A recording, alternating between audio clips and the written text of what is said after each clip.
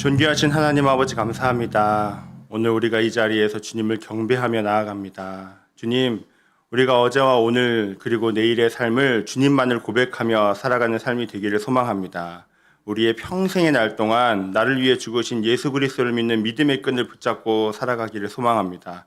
오늘도 우리를 주를 향한 믿음으로 붙들어 주시고 그 믿음이 있기에 기쁨과 감사를 고백하는 오늘의 삶이 되게 하여 주시옵소서. 감사드리며 살아계신 예수 그리스도의 이름으로 기도합니다. 아멘. 오늘 말씀 같이 함께 나누도록 하겠습니다. 오늘 말씀은 창세기 49장 29절부터 50장 3절까지의 말씀입니다.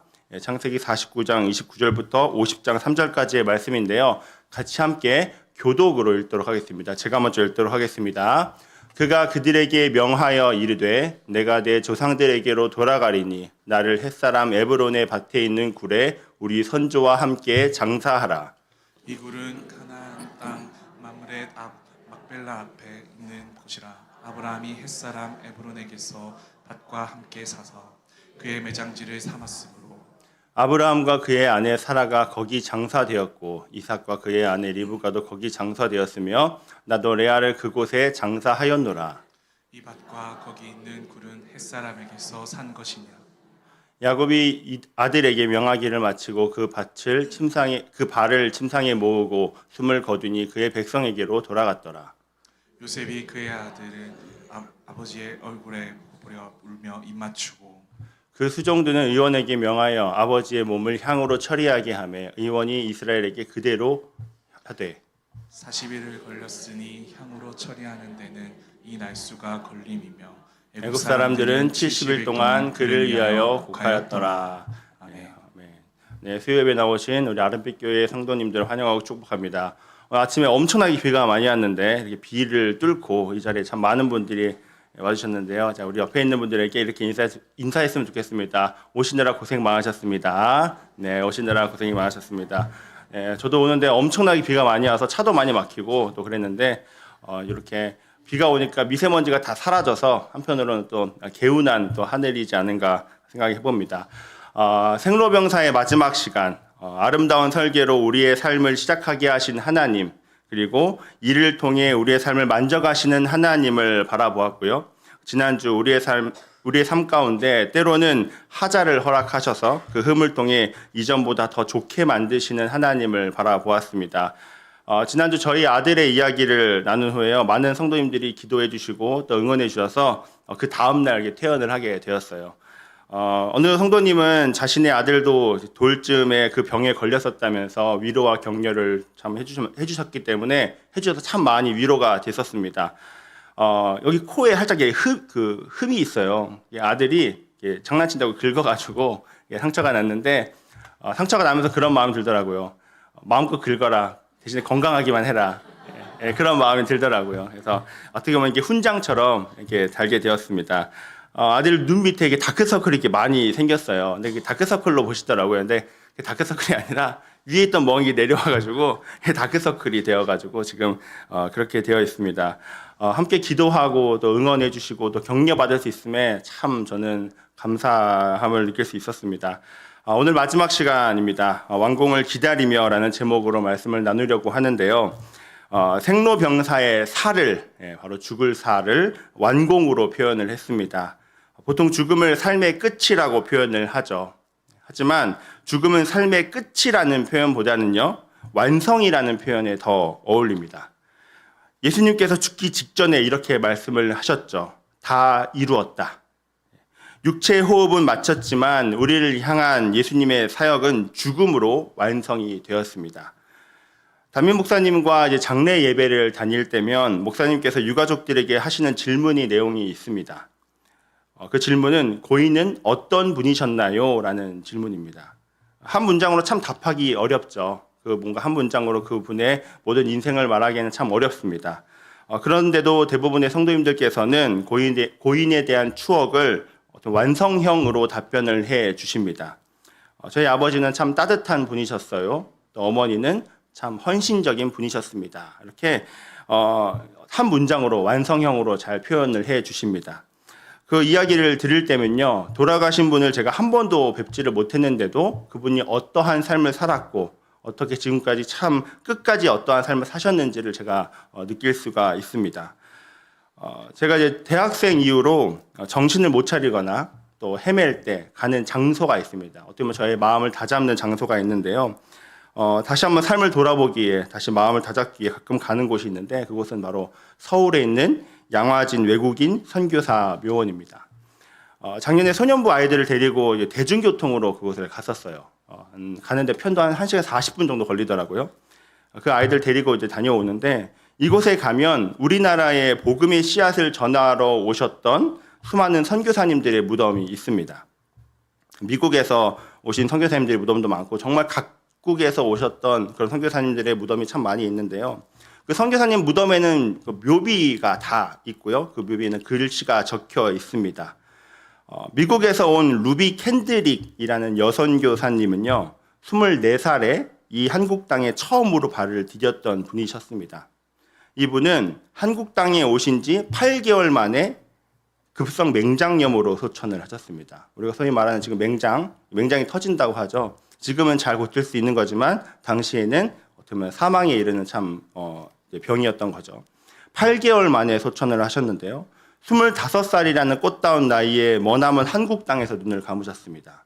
루비 캔드릭 선교사님이 마지막 눈을 감기 전에 이런 말을 남기셨다고 해요.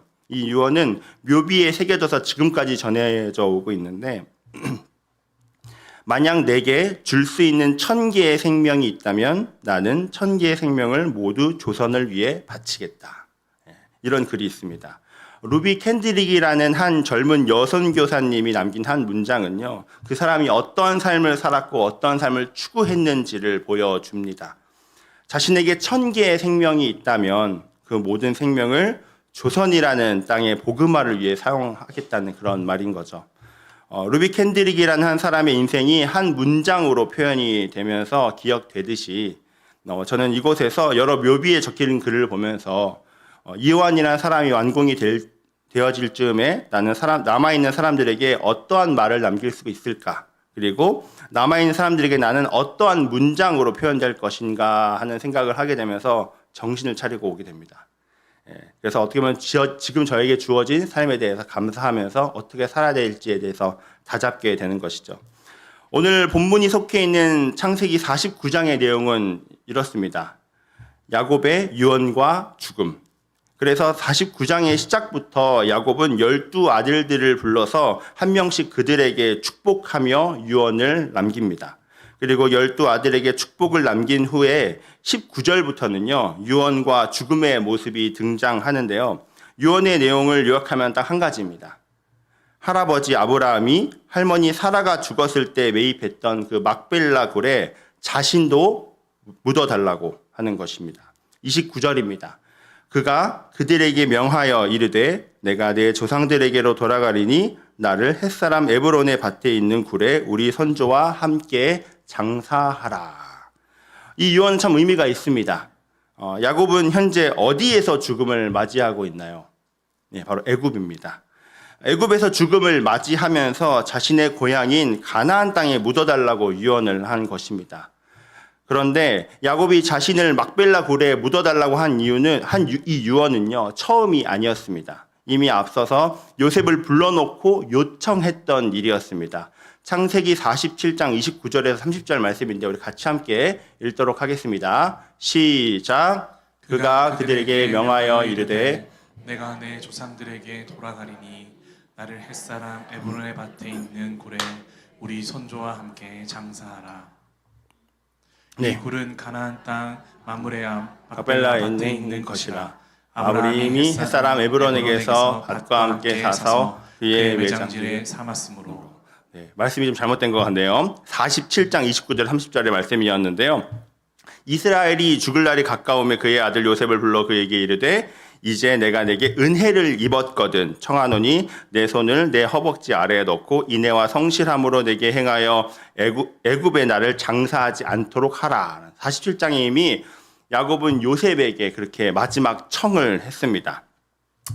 제가 할아버지처럼 여기던 한 목사님께서는요, 북한에서 월남을 하셨던 분이셨습니다. 이 목사님께서는 돌아가시고 나서 돌아가시 전에도 항상 고향을 그리워하셨었는데요. 돌아가시고 나서 이제 파주에 있는 실향민 묘지에 묻히셨는데 고향을 그리워하는 그 마음에 고향 땅에 묻힐 수는 없지만 고향이 보이는 그 땅에 묻히셨습니다. 야곱도 그냥 고향 땅에 묻히고 싶어서 요셉에게 막벨라 굴에 묻히게 해달라고 묻어달라고 했을까요? 야곱이 요셉에게 막벨라 굴에 자신을 장사하라고 한 것은요, 그저 고향 땅에 묻히고 싶은 소망을 넘어선 하나님이 이루실 약속을 바라본 행동이었습니다. 창세기 46장 3절에서 4절 말씀입니다. 하나님이 이르시되 나는 하나님이라 내 아버지의 하나님이니 애굽으로 내려가기를 두려워하지 말라. 내가 거기서 너로 큰 민족을 이루게 하리라. 내가 너와 함께 애굽으로 내려가겠고 반드시 너를 인도하여 다시 올라올 것이며 요셉이 그의 손으로 내 눈을 감기리라 하였더라. 그리고 자신의 친족과 나란히 묻히기를 바라는 야곱의 유언에는요, 하나님께서는 가나안 땅을 아브라함의 자손에게 주실 것이라는 그 약속을 반드시 지키실 거라는 그 믿음을 보여줍니다. 그리고요, 더 본질적으로는요, 땅을 넘어 하늘에 예비된 더 나은 본향에 대한 믿음을 나타냅니다. 히브리서 11장 13절에서 16절의 말씀인데요. 우리 같이 함께 말씀을 읽도록 하겠습니다. 시작. 이 사람들은 다 믿음을 따라 죽었으며 약속을 받지 못하였으되 그것들을 멀리서 보고 환영하며 또 땅에서는 외국인과 나그네임을 증언하였으니 그들이 이같이 말하는 것은 자기들이 본향 찾는 자임을 나타냄이라. 그들이 나온 바 본향을 생각하였더라면 돌아갈 기회가 있었으려니와 그들이 이제는 더 나은 본향을 사모하니 곧 하늘에 있는 것이라. 이러므로 하나님이 그들의 하나님이라 일컬음을 받으심을 부끄러워하지 아니하시고 그들을 위하여 한 성을 예비하셨느니라. 16절을 그대로 띄워주셨으면 좋겠는데요. 이 말씀은 창세기에 등장한 족장들을 대상으로 기록한 것이기도 하지만 동시에 우리를 향한 하나님의 말씀이기도 합니다. 이 세상에서 우리는 외국인과 나그네와 같이 살고 있는 존재들이지만 우리는 나그네의 삶을 살면서 이 세상에서 편한 육신의 본향이 아닌 믿음으로 더 나은 본향을 사모하는 자들인 것이죠. 우리도 준비된 가나안 땅, 약속의 땅을 향하여 살아가는 사람들입니다. 이러므로 하나님이 그들의 하나님이라 일컬음을 받으심을 부끄러워하지 아니하시고 그들을 위하여 한 성을 예비하셨느니라. 방금 읽은 우리 히브리서 11장 16절의 말씀은요, 우리가 하나님을 불렀을 때 하나님이 하시지 않는 그 삶을 완성해 나가기 위해 완공을 기다리면서 오늘 말씀을 두 가지로 정리해 보고자 합니다. 그 첫 번째로는요, 굽으려 울며 입맞추는 삶입니다. 이 모습, 굽으려 울며 입맞추는 삶, 오늘 본문에 나와 있는데요. 누가 누구를 향한 모습인가요? 바로 요셉이 야곱을 향한 마지막 모습이라고 할 수가 있습니다. 창세기 50장 1절입니다. 요셉이 그의 아버지 얼굴에 굽으려 울며 입맞추고.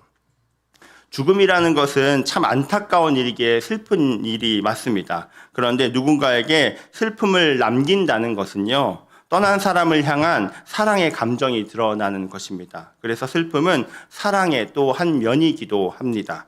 그런 면에서 야곱은 참 축복받은 사람이기도 합니다. 사랑하는 이들이 임종을 지키며 야곱이 죽음을 맞이했을 때 눈물을 흘렸다는 것은 아버지를 향한 이들의 애틋한 사랑의 표현인 것이기 때문이죠. 야곱의 마지막 모습과 대조되는 성경의 인물이 한 명이 있습니다. 바로 열왕기서에 나오는 여호람 왕의 마지막 모습인데요. 여호람 왕의 모습을 간단히 살펴보면 이렇습니다. 열왕기하 8장 16절에서 18절의 말씀인데요. 이스라엘의 왕 아합의 아들 요람 제5년에 여호사밧이 유다의 왕이 되었을 때 유다의 왕 여호사밧의 아들 여호람이 왕이 되니라. 여호람이 왕이 될 때의 나이가 32세라. 예루살렘에서 8년 동안 통치하니라. 그가 이스라엘 왕들의 길을 가서 아합의 집과 같이 하였으니 이는 아합의 딸이 그의 아내가 되었음이라. 그가 여호와 보시기에 악을 행하였으나 라고 기록이 되어 있습니다. 여호람은 하나님 보시기에 악을 행했던 왕이었습니다. 이 여호람 왕이 마지막 죽을 때의 모습을 보면요. 열왕기 하에서는 굉장히 짧게 간단하게 언급이 되지만 역대하에서는 굉장히 자세하게 언급이 되고 있습니다. 역대하 21장 18절에서 20절 말씀인데 우리 같이 함께 읽도록 하겠습니다. 시작.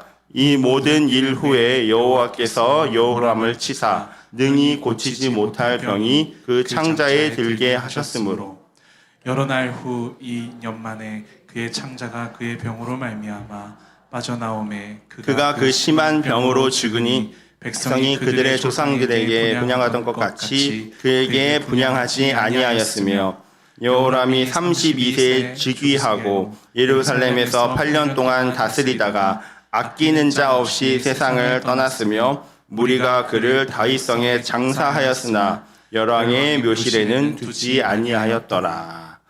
예, 제가 파란 글씨로 칠해놓은 글씨 보이시죠? 아끼는 자 없이 세상을 떠났더라. 백성이 그들의 조상들에게 분향한 것 같이 그에게 분향하지 않고요. 아끼는 자 없이 세상을 떠났던 여호람의 마지막 모습입니다. 야곱의 마지막 모습을 보면 야곱과 참 많이 대조가 되는데요. 창세기 50장 2절에 3절 오늘 본문의 말씀입니다. 그 스종드는 의원에게 명하여 아버지의 몸을 향으로 처리하게 하매 의원이 이스라엘에게 그대로 하되 40일이 걸렸으니 향으로 처리하는 데는 이 날수가 걸림이며 애굽 사람들은 70일 동안 그를 위하여 곡하였더라.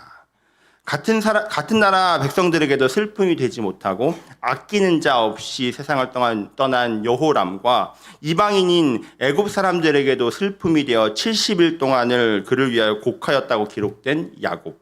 누군가에게 슬픔이 되는 삶은요, 어떻게 보면 참 잘 살았다는 방증이 되기도 합니다. 제가 장례 지도사 실습을 하면서 참 가슴이 저리게도 안타까운 일들이 있었는데 그것은 바로 가족들의 무관심이었습니다. 짧은 실습 기간이었지만 참 가슴 아픈 모습들을 몇 번 보게 되었는데요. 가족들이 장례를 치르지 않겠다고 포기해서요. 무연고자가 되는 경우도 있었고요. 장례를 치를 돈을 줄 테니까 그냥 알아서 하라고 했던 사람들도 있었습니다. 무슨 사연이 있는지 어떤 관계에 있는지는 모르겠지만 그 마지막 모습을 보면서 참 가슴 아팠던 기억이 납니다. 가장 가까운 이조차 찾지 않는 그 삶의 마무리는요, 오히려 가깝지 않은 제3자인 저에게 더 안타까움과 큰 슬픔이 되었습니다. 한편으로는 그래서 그런 면에서 저는 저희 아버지에게 참 감사합니다. 아버지가 뇌출혈로 쓰러지시고 한 달간 중환자실에 계시다가 뇌사가 되셨을 때 아버지가 생전에 장기 이식을 신청을 해주신 터라 장기 이식센터에서 연락이 왔었습니다. 당시 아버지가 계셨던 교회 목사님께서 저희 가정에게 이렇게 조언을 해주신 거예요. 아버지의 장기 이식이 남아있는 자녀들에게는 정말 좋은 유산이 될 거라고요. 이 결정을 하기까지 정말 힘들었습니다. 왜냐하면 결정을 빨리 내려야 수술에 들어갈 수 있었는데 결정을 내리는 것은 자녀들은 할 수 없었고 저희 어머니만 결정을 할 수 있었습니다. 당시 어머니는 이제 2박 3일 동안 금식을 하시고 나서 결정을 내리시고 이제 어려운 결정을 내리시고 이제 하게 되었는데요.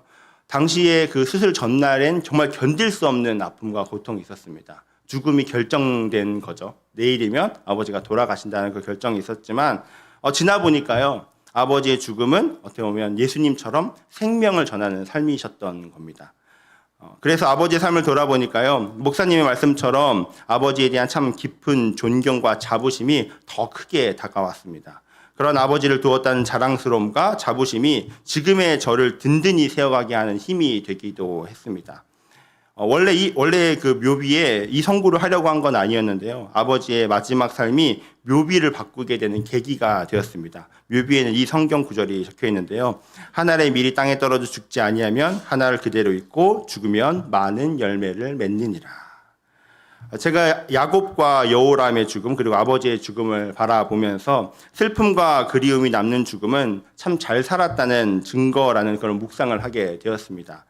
하나님을 드러내는 삶이야말로 이 땅에서 부끄럽지 않은 삶임을 고백하게 되더라고요.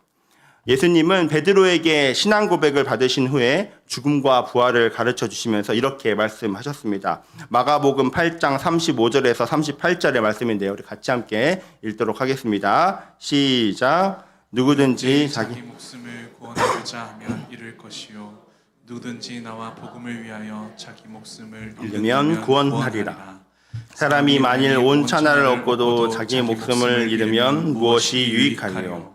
사람이 무엇을 주고 자기 목숨과 바꾸겠느냐? 누구든지 이 음란하고 죄 많은 세대에서 나와 내 말을 부끄러워하면 인자도 아버지의 영광으로 거룩한 천사들과 함께 올 때 그 사람을 부끄러워하리라. 아멘. 그리고 야곱은요, 요셉에게 마지막 청을 다하고 난 후에 하나님을 예배하는 모습을 남겨주었습니다. 창세기 47장 32절 1절 말씀인데 우리 같이 함께 읽도록 하겠습니다. 시작. 야곱이 또 이르되 내게 맹세하라 하매 그가 맹세하니 이스라엘이 침상 머리에서 하나님께 경배하니라. 우리의 삶에서 하나님을 예배하며 드러내며 살아갈 때, 우리의 삶을 통해 그리스도를 남기며 살아갈 때 남겨진 자들에게 우리의 삶은 완공된 삶으로 기록되지 않은가 한번 생각을 해보게 되었습니다. 그런가 하면 야곱의 죽음의 모습을 통해 완공을 향해 가는 삶, 완공을 기다리며 살아가는 우리의 삶, 우리의 마지막은요, 그 두 번째로 그의 백성에게로 돌아가는 죽음입니다. 창세기 49장 33절의 말씀입니다. 야곱이 아들에게 명하기를 마치고 그 발을 침상에 모으고 숨을 거두니 그의 백성에게로 돌아갔더라. 이 말씀에서 그의 백성에게로 돌아갔더라라는 표현은요, 성경에서 흔히 인간의 죽음을 묘사하는 표현입니다. 29절에도 똑같은 표현이 있습니다. 그가 그들에게 명하여 이르되 내가 내 조상들에게로 돌아가리니. 그의 백성에게로 조상들에게로 돌아간다는 표현은요, 어떤 의미냐면 바로 천국 본향에 대한 소망을 나타낸 것입니다. 다시 히브리서 11장 16절을 보게 되면요, 그들이 이제는 더 나은 본향을 사모하니 곧 하늘에 있는 것이라. 야곱은 인생의 마지막까지 더 나은 본향을 사모했던 사람이었습니다. 그 본향은 하늘에 있는 천국인 것이죠. 야곱의 삶이 완성되어 가면서 하나님은 야곱으로 하여금 진정한 본향을 향한 마음을 잃지 않도록 해주셨습니다. 그리고 진정한 본향을 향한 마음이 무엇이겠습니까? 바로 믿음이죠. 히브리서 11장 21절은 이렇게 말을 하고 있습니다. 같이 함께 읽도록 하겠습니다. 시작. 믿음으로 야곱은 죽을 때 요셉의 각 아들에게 축복하고 그 지팡이 머리에 의지하여 경배하였으며, 야곱은 마지막 죽는 그 순간까지 믿음을 잃지 않았습니다. 사랑하는 아름빛 교회 성도님들, 우리의 삶이 그의 백성으로 돌아가는 삶을 향해 나아가는데 충만한 믿음을 가지시기를 축복합니다. 믿음은 죽음이라는 것을 통해서 완성됩니다. 다시 말씀드리면 믿음은 죽음을 통해서 완성됩니다. 우리의 믿음은 죽음의 문을 통해서만 영생이라는 구원의 문으로 들어갑니다. 우리의 믿음은 살아있는 마지막 한 호흡까지 이어져 죽음의 한순간이 되면 그 믿음은 더 나은 본향, 곧 하늘에 있는 것으로 완성이 되는 것입니다. 베드로전서 1장 7절에서 9절 말씀인데 우리 같이 함께 읽도록 하겠습니다. 시작. 너희의 믿음의 확실함은 불로 연단하여도 없어질 금보다 더 귀하여 예수 그리스도께서 나타나실 때 칭찬과 영광과 존귀를 얻게 할 것이니라. 예수를 너희가 보지 못하였으나 사랑하는도다. 이제도 보지 못하나 믿고 말할 수 없는 영광스러운 즐거움으로 기뻐하니 믿음의 결국 곧 영혼의 구원을 받음이라. 아멘. 이 땅에서의 우리의 삶이 믿음으로 그리스도를 남기는 삶을 살아갈 때 죽음 이후 믿음에 의해 그리스도가 우리를 반기는 삶이 될 것입니다. 성도는 이 땅에서 그리스도를 남기는 삶을 사는 사람들이지만요, 시간이 지나고 나서 천국에서 그리스도께서 반기는 삶을 사는 사람들입니다. 우리 주님이 저를 천국에서 반겨주시는 그날, 우리 이사야서 말씀을 인용하면서 같이 함께 나누고자 하는데요. 이사야서 25장 9절 말씀입니다. 같이 함께 읽도록 하겠습니다. 시작. 그날에 말하기를 이는 우리의 하나님이시라. 우리가 그를 기다렸으니 그가 우리를 구원하시리로다. 이는 여호와시라. 우리를 기다렸으니 우리는 그의 구원을 기뻐하며 즐거워하리라 할 것이며, 그날은 우리를 향한 하나님의 그 모든 경륜의 비밀을 알게 될 것입니다. 왜 나에게 참 어렵고 힘들지만 그 아름다운 설계를 허락하셨는지 알게 될 것이고요. 부모님을 통해 나를 그렇게 왜 힘들게 빚어가셨는지를 알게 될 것이고요. 나를 왜 그렇게 험난한 공사 현장에서 만들어 가시면서 힘들게 하셨는지를 또 알게 될 것입니다. 내가 감당할 수 없을 것만 같은 고난을 허락하셔서 하자 보수를 하셨는지를 알게 될 것이고요. 그 모든 것들을 묻는 날이 맞이하게 될 것입니다. 제 아내랑 이야기를 하다가요. 한 번은 사모님도 다락방에서 이런 질문이 있었다고 해요. 예수님과 식사를 한다면 무엇을 먹고 싶은가? 라는 질문이 있었다고 해요. 제 아내의 답변은 라떼였다고 합니다. 라떼도 잘 먹기는 하지만요. 왜 라떼냐고 물어봤더니 아내가 그런 얘기 하더라고요. 먹을 시간이 어디 있냐고. 먹을 시간이 어디 있냐고 하면서 자기가 궁금한 것이 너무 많아서 물어볼 것이 너무 많은데 언제 먹겠냐고. 라떼 하나 들고서 무한리필하면서 계속 물어보고 싶다고 그런 이야기를 하는 겁니다. 그 이야기를 들으면서요. 저도 그 날을 소망하게 되는 겁니다. 제가 그의 백성으로 돌아가는 그날에 저도 수많은 질문을 하게 될 것 같은 거예요. 주님, 저에게도 알려주세요. 그래서 에덴 동산은 어디죠? 라고 질문을 하게 될 것 같은 거예요. 성경지를 하다 보면요. 항상 많이 물어보시거든요. 그래서 에덴은 어딘데요? 저 너무 궁금한 거예요. 하나님, 그래서 에덴이 어디였나요? 그리고 또 궁금한 거예요. 베드로가 잡은 물고기가 제가 성지순례 먹은 고기 그거 맞나요? 같은 종 맞나요? 라고 그것도 물어보고 싶었고요. 주님, 왜 하나님 앞에 살아가려고 발버둥 쳤던 사람들을 왜 먼저 데려가셨나요? 그리고 루비 캔드릭 선교사님을 왜 그렇게 빨리 데려가실 수밖에 없었을까요? 그리고 제 아버지는 왜 그렇게 갑자기 데려가셨나요? 수많은 질문을 드리고 그 질문에 답변을 받는 그 시간이 될 거라는 그 완공의 날을 꿈꾸게 되었습니다. 그런 완공의 날을 기다리면서 무엇보다도 그의 백성에게로 돌아가는 삶을 위해 우리가 가져야 할 것은 바로 믿음으로 기다리는 것이라는 묵상을 하게 되었죠. 유다서 1장 20절에서 21절의 말씀입니다. 우리 같이 함께 읽도록 하겠습니다. 시작. 사랑하는 자들아 너희는 너희의 지극히 거룩한 믿음 위에 자신을 세우며 성령으로 기도하며 하나님의 사랑 안에서 자신을 지키며 영생에 이르도록 우리 주 예수 그리스도의 긍휼을 기다리라. 아멘.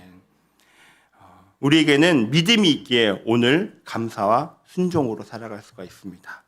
나와 언제나 함께 하실 것이라는 믿음, 아름다운 설계로 나를 만들어 가실 것이라는 믿음, 아직은 공사 중이지만 계속해서 든든히 지어 나가실 하나님을 신뢰함으로 때로는 우리에게 하자를 허락하셔서 우리가 고난 중에 있고 병들어 아파할 때도 있겠지만 결국에는 그 모든 것들을 선하게 사용하실 하나님을 믿음으로 나아갈 때 그 모든 과정을 지나 나는 하나님의 사람으로 완공되는 그 순간이 오게 될 것입니다.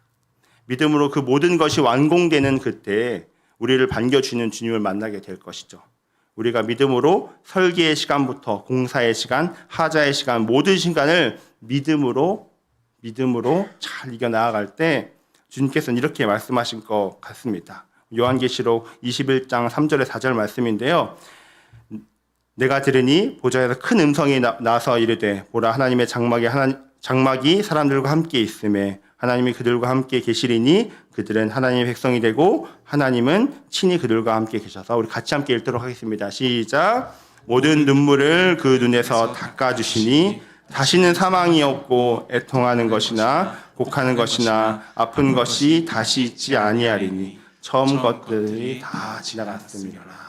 아멘. 하나님이 다 손을 펼쳐서 너무나도 고생했다. 그 설계, 그 공사, 그 하자 다 믿음으로 이겨내느라 너무나도 고생했다. 안아주실 것 같더라고요. 말씀을 정리하고자 합니다. 우리의 삶이 완성되는 그날, 우리의 삶이 완공되는 그날, 우리가 많은 이들에게 그리움의 존재가 되기를 축복합니다. 그리고 이 세상의 그리움과 아쉬움보다도요, 우리 주님이 맞이해 주시는 더 큰 환대를 경험하시기를 축복합니다.